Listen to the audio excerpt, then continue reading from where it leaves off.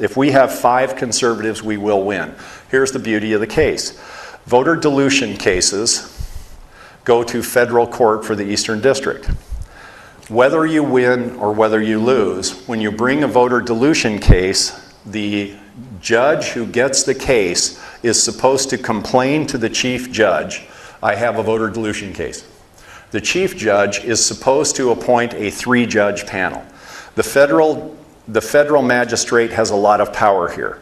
If the federal judge dismisses the case for lack of merit, and none of us can imagine that, I mean, we have mountains of evidence, then we'll have to go to the Ninth Circuit.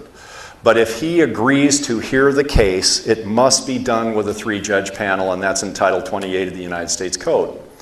Once a 3-judge panel is appointed in federal court, it is an automatic ticket to the United States Supreme Court, and the Supreme Court cannot refuse to hear the case. That's how Evenwald got there, and we talked to their attorneys. They told us the exact procedure to make sure that we make it to the Supreme Court and they must hear the case. So here's the deal. If we go to federal court and we win, California's going to appeal, right? I mean, they just will.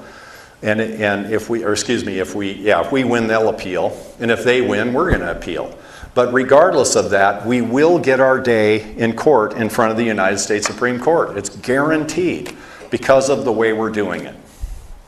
We have a good chance of winning this, folks. And if we win, we will be at the negotiating table with us, because the Supreme Court is not going to say, and there was another case I just read that has to do with metrics in elections and efficiency metrics based on the potential number of party members versus eligible voters and so on. It was the most convoluted piece of junk I ever read in my life. I can't even repeat it to you. But the court agreed, and they said, no, you all go behind closed doors and argue that part out. What we're saying is you have denied representation to vast parcels in the state of California. Now what you do about that will be done in the back room.